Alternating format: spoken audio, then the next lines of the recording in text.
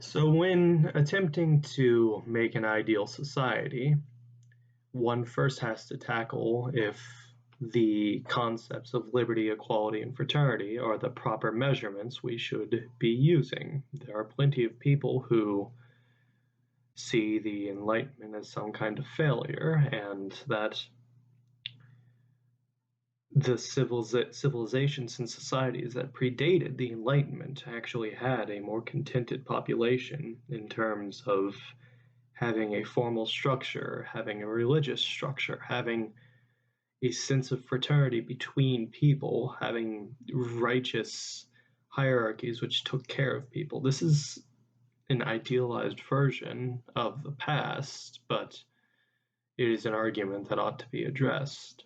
So, addressing it one by one, equality certainly was not a priority of these past hierarchical societies. Indeed, strict caste systems, as found in Europe and, well, basically every society, strict caste systems were set up to ensure that true equality could never be earned, that it was a function of the divine or the function of biology, or however these civilizations explained it, which limited the capacity for equality to be achieved.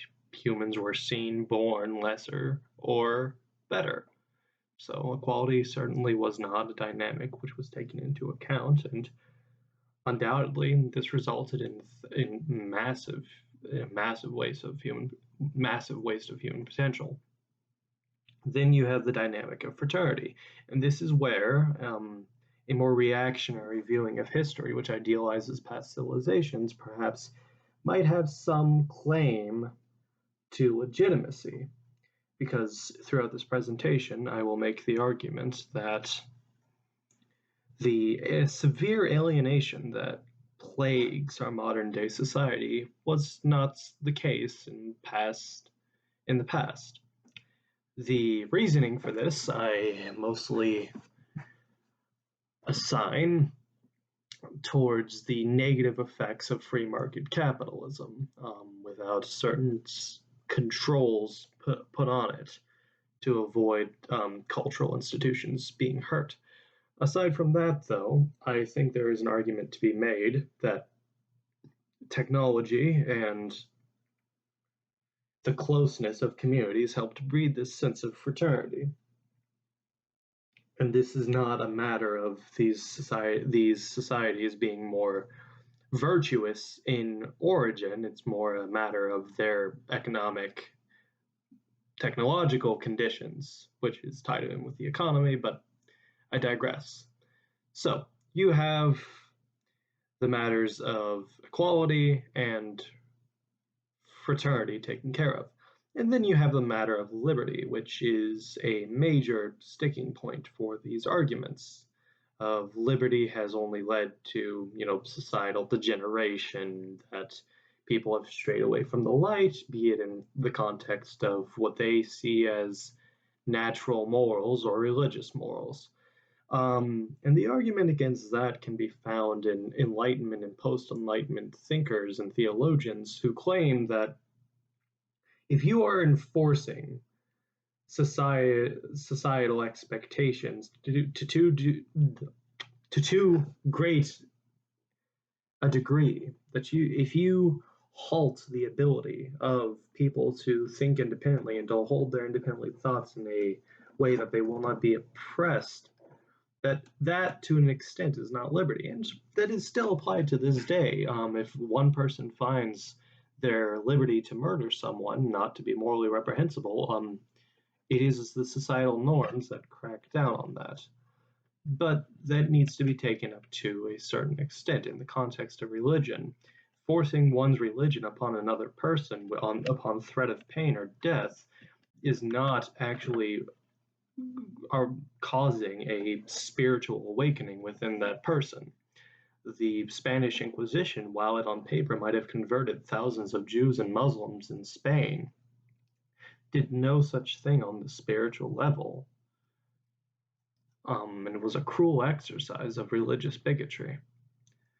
So the idea of liberty somehow being a degenerative aspect as as is as is claimed by reactionary thinkers, ignores the fact that if you do not recognize the human liberty of the mind, if you do not recognize that humans will have independent thought, then you are merely repressing that thought. You're not removing it. You're not actually taking it away. You are just repressing people, which there's the semantical argument that, as I've stated with the murder example, that all societal norms and laws are repressions of sorts, but that is a matter of differentiating the directly harmful to other people and one's own personal capacity. Like, do your actions, do your liberties actively harm other people, which will be the main theme of this presentation. So, assuming that you want, discarding the reactionary points, as I have to some extent or another, you could go on for hours on actually examining these, but discarding these points and saying that you want a society based off of liberty, equality, and fraternity, then I believe the best example, and I covered this in the paper, is to look at the United States of America, which, through a variety of legal and societal institutions, has made central to their idea, made central to them these ideas of liberty, equality, and fraternity to some extent or another. Equality before the law, liberty in all facets of things, fraternity as in patriotism. It's common to the American creed. So, using America as the baseline example, you can examine the dynamic between these three urges. I will start with fraternity. Fraternity, I feel, is both the strongest and longest lasting, but also the least explicable of these three Enlightenment ideals. It is something, as Burke describes it, of humanity, but not of, no, but not by humanity. Of humanity, but not by humanity. You cannot force fraternity. In the same vein, you cannot force spirituality. You cannot force people to feel things that they do not want to feel. You cannot make a man love his neighbor. You can establish laws to ensure that they treat each other with um, no, not even respect, but just decency. You can ensure that people cannot go out and murder each other. You can ensure that hatred has legal bindings to it to halt it breeding more hatred and breeding more violence. But you cannot legislate how people feel in their hearts. That is something that needs to be achieved through a societal function. And the way to achieve that is through having a balance of liberty and equality. Because fraternity starts being bred out of a peace of mind that all things are well with the current situation, and especially if it's been going for a while, a certain loyalty to the people around you that are also interacting with you to make the situation well. If all things are going well in that moment, if there's a balance between liberty and equality in some fundamental way, then you breed fraternity over time, and this fraternity will outlast liberties and equalities if they get squashed. Just look at national and religious and ethnic heritages. They are a sense of fraternity and unity and solidarity that far outlasts, any concept of liberty or equality if they had ever existed in the first place. But the social solidarity of liberty and equality within these groups, of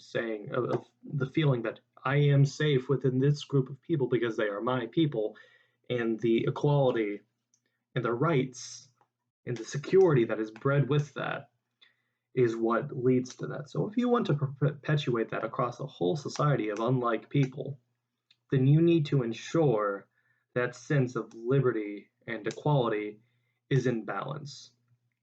because that's the very crux of things. If you have too much liberty, then it becomes the problem of, well, I believe I have the liberty to murder someone over any variety of things. You would see this in certain civilizations that use duels to settle matters of honor and that sort of thing.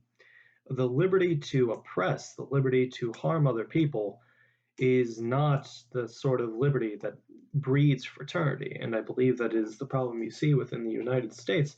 And in the same vein, an overbearing authority attempting to demand that all parties are equal and all things are treated in kind, is its own sense of repression. Because if you are to have an authority that comes down on the people and says everything is equal in this way or another, then that's its own version of tyranny and inequality, because your capacity to do that breeds its breeds its own sort of inequality. So you cannot have an absolute of one or another. The dynamic between liberty and equality is not a competition, but rather a coexistence and a reinforcement of the other. And that gets to the problem of how do you secure that within a society? And the argument I make in the paper and in this presentation, the best way to do these things is to distribute material and economic power across the whole of society. Because if you look at the hierarchical societies of the past, if you look at modern day America with its massive inequalities in the economic area, not necessarily in the civil and political rights areas, though there are inequalities in that if you look at voter repression and the such, if you look at where the most inequality is throughout all of these different societies and civilizations and what led to the downfall of plenty of them, you see a massive concentration of economic power in the hands of a few people, which led inevitably to the creation of an oligarchy of sorts, a hollowing out of the rest of society, and the collapse of all these different civilizations. So, the ideal society would see economic power distributed not through the government, as communism suggests with the dictatorship of the proletariat, not through the government in name of the people, but to the people themselves in the form of workers' cooperatives, where a business can be incorporated, and it can succeed, it can fail, and by the work of the people who operate within it. But the profits go to the people who work there, not to a stockholder, not to the original founder.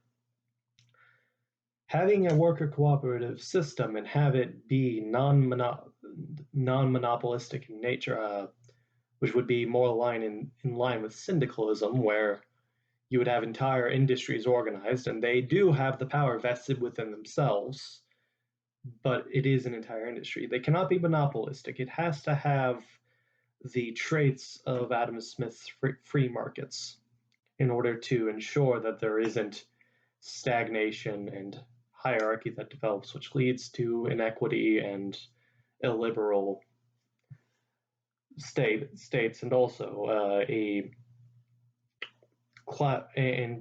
further class antagonism, which hurts the ability for fraternity to occur. They have to be decentralized. There has to be freedom within the economic sphere, but that freedom cannot result in the concentration of wealth and power. As soon as you can ensure that the prosperity commonly gained is commonly distributed through the promise of hard labor being exchanged, bringing back prosperity for the individuals, then you will have the peace of mind which will develop a sense of kinship around these ideas and around each other. for no one is being exploited. It's this economic system paired with the Enlightenment ideals that are found within the United States Constitution of equality before the law, of personal liberties, of freedom of religion, of freedom of speech, that a ideal society can be made where one might live their life in accordance to their own beliefs while simultaneously not being able to exploit or oppress other people. Only and this being normalized within society and by a fraternity to be a positive thing, not to be seen as overbearing restrictions. It's this sort of society I feel would be ideal and uphold liberty, equality, and enable fraternity to grow in their greatest forms.